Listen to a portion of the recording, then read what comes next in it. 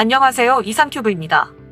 우리나라의 주력 전차인 K2의 3차 양산을 앞두고 변속기를 제조하는 독일 기업의 간섭으로 국산 변속기 채용을 사실상 포기하고 국산 엔진과 독일제 변속기를 결합한 파워팩을 채용할 가능성이 높아지고 있습니다. 우리나라가 개발한 국산 주력 전차 K2는 2020년 중 방위사업추진위원회를 열어 3차 양산 계획을 확정할 예정인데, 이 과정에서 국산 파워팩을 채용할 것인지 최종 판단을 내리게 되어 있습니다. S&T 중공업이 개발한 국산 파워팩을 채택하지 못하는 이유는 변속기가 내구 주행 테스트에 합격하지 못하기 때문입니다. 국산 변속기는 과거 야전 시험과 도로 시험에 성공해 전투용 적합 판정을 받은 바 있습니다. 그러나 K2 전차 2차 양산 사업에 탑재하기 위해 2017년에 실시한 마지막 내구도 평가 중 통과 주행 기준인 9,600km에 못 미치는 7,359km에서 독일제 볼트 하나가 파손돼 제품 납품이 무산됐습니다. 국산 변속기에 대한 내구도 시험은 사소한 결함도 용납하지 않습니다. 외사는 단순 정비를 통해 중단된 시점부터 다시 시험할 수 있도록 하고 있지만, 국산은 처음부터 다시 시험해야 합니다. 국산 변속기가 이런 가혹한 내구 주행 테스트를 통과하지 못하자 1차 양산은 독일산 파워팩을, 2차 양산은 국산 엔진과 독일산 변속기를 결합한 파워팩을 채택했습니다. 이번 3차 양산으로 한국군의 K2 조달은 마무리될 예정이어서 국산 엔진과 국산 변속기로 구성된 파워팩을 채택할지 주목되었습니다. 이에 따라 국내 업체는 내구 주행 테스트에 관한 국방 규격이 수정될 것으로 기대를 모았습니다. 지금까지 방위사업청이 국산 파워팩에 요구한 대략적인 성능은 1,500마력 상단의 출력과 8초 이내의 정지 상태에서 32km까지 가속할 수 있고, 시험 기간 중 단 한 번의 정비 없이 9,600km 내구 주행 테스트를 통과해야 합니다. 우리나라는 장갑 차량용 파워팩 개발 경험이 없어 독일산 파워팩 기준을 그대로 적용하기로 했습니다.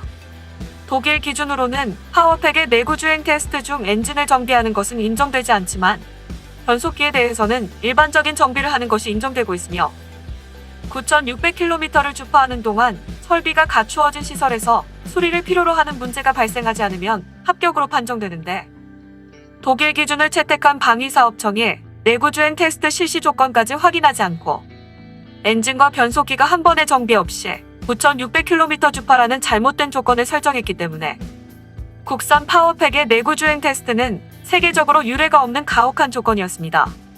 앞서 독일제 변속기가 상대적으로 낮은 기준 규격에 따른 내구도 시험마저 면제받고 도입된 것으로 국회 국정감사 과정에서 드러난 바 있습니다. 이 같은 국방 규격의 형평성과 모호성 문제로 논란이 계속되자 지난 7월 박재민 국방부 차관과 왕정홍 방사청장 주관으로 열린 제6차 방위사업협의회는 국방 규격을 구체화하기로 결정했습니다. 게다가 방사청 스스로도 인정했듯 외산 변속기가 국산 변속기에 적용되는 국방 규격을 충족하지 않는 사례도 발생해 역차별 문제도 있었습니다. 특히 업체와 국방기술품질원 간 이견이 계속돼 왔던 것을 감안해 판정이 어려울 경우 전문위원들로 구성된 협의체에서 검토 판단키로 했습니다. 하지만 돌연방사청은 시험평가를 국방기술품질원이 주관하지 않으면 규정 위반이라며 다시 이를 원점으로 돌렸습니다. 이에 업체 측은 2차 양산 당시 내구도 시험에 혼란이 재현될 것을 우려해 반대했습니다. 현 내구도 시험 조건은 일반 주행이 아닌 급가속과 급제동, 급조향과 급변속 등 가혹한 가동을 통해 무결성을 요구합니다. 1회 사이클에 138가지 항목을 평가하는데 1회 사이클에 1시간이 소요됩니다. 이를 320번 반복해야 통과한다는 조건인 것입니다. 이를 감안하면 정상적인 시험을 위해서는 4개월가량이 필요합니다. 하지만 방사청은 11월 말까지 내구도 시험이 끝나지 않을 경우 3차 양산의 국산 변속기 적용은 어렵다는 입장입니다. 싫으면 하지 말라는 사실상의 강요로 비춰지는 대목입니다. 이것이 지금까지 국산 변속기에 대한 시험평가가 이루어지지 못하고 시간만 허비한 배경입니다. 이후 관련 당국과 K2 전차 체계종합 업체인 현대로템, 그리고 변속기 개발업체 S&T 중공업 등은 국산화에 필요한 내구도 시험 기준인 320시간을 감안해 내년 3월께까지는 시험을 끝내는 방안도 협의한 것으로 알려졌습니다. 3차 양산분 초기 몇 대에만 독일산 변속기를 넣고 이후 물량은 국산을 탑재해 2022년 전력화 일정을 맞춘다는 것이었습니다. 실제로 현대로템 노조와 S&T 중공업 노조는 공동 기자회견을 통해 변속기 국산화에 대비해 독일산 핵심 부품인 변속장치와 유체 감속기, 좌우 브레이크, 정유합 조향장치 등을 국산화했고, 특히 변속기의 두뇌 역할을 하는 변속 제어 장치도 100% 자체 개발을 완료하고 검증 절차만 남은 상태라며 국산 변속기 채택을 촉구했습니다. 그러나 독일 변속기 업체가 올해 연말까지 계약이 체결되지 않으면 제품 공급이 어렵다고 주장한 것으로 알려졌습니다. 이렇게 되면 현대로템과 군 당국 입장에선 국산 변속기 시험 실패 시 선택지가 줄어들 수밖에 없습니다. 국산 변속기 사업 포기로 입장을 선회했다는 이야기가 나오는 이유입니다. 즉, 방위사업청이 반대해 3차 양산을 위한 내구주행 시험의 기준은 달라진 게 없습니다. S&T 중공업이 개발한 국산 파워팩이 3차 양산에 채택되는 것은 세계에서도 유례없는 혹독한 조건을 충족하느냐에 달려있습니다. 그동안의 실적을 감안하면 국산 파워팩은 내구성 주행 테스트에 실패할 확률이 높습니다. 하지만 최근 들어 1차 양산과 2차 양산에 채용된 변속기를 만드는 독일 기업이 연내에 계약을 체결하지 못하면 변속기 공급이 어렵다고 해 문제가 복잡해졌습니다.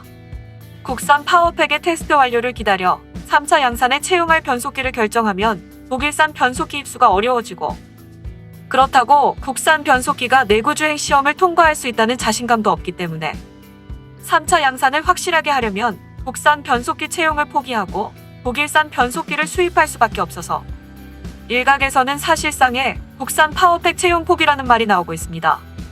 더욱이 방위사업청은 최근 독일산 변속기보다 국산 변속기가 3천만 원가량 비싸다고 밝혔습니다.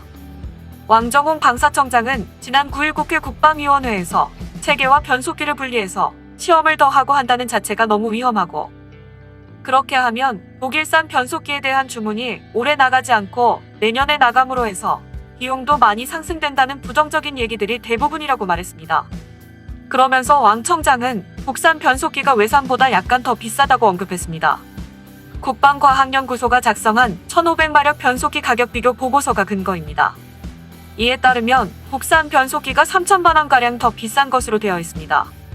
이는 2차 양산 기준 외산 변속기 대비 국산이 약 1억 원가량 저렴하다는 업계 추정치와 다른 것입니다. 이런 소식은 국산 파워팩 탑재를 추진하는 한국 방위산업계에는 전혀 좋은 소식이 아닙니다.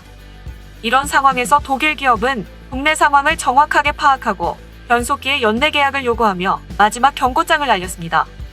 국산 변속기가 개발에 반전이 없이 지금 상태가 계속된다면 독일 기준보다 까다로운 내구주행 테스트를 통과하지는 못할 것입니다.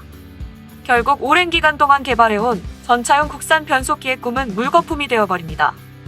그렇게 되면 K2 전차의 해외 수출은 중요한 순간마다 독일의 금수 조치로 중단될 수 있으며, 더 중요한 것은 K2 전차의 업그레이드 버전이 나온다고 해도 변속기는 계속해서 해외에서 수입해야 하는 상황이어서 해외 기업의 눈치를 보는 상황이 되풀이될 수밖에 없습니다. 한번 개발한 기술은 사장되기 쉽지만 다시 개발하려면 많은 시간과 자금을 투입해야 합니다. 방사청은 올해 K2 전차 3차 양산 사업 예산 350억 원을 배정받았습니다. 2021년 정부안에는 2차 양산분과 3차 양산분을 합쳐 3,094억 원이 포함되어 있습니다. 과연 방사청이 독일 기업의 요구를 받아들여 독일산 변속기를 선택할지 아니면 국내 개발 변속기를 선택할지 주목됩니다. 이상 마치겠습니다. 시청해주셔서 고맙습니다. 이상튜브였습니다.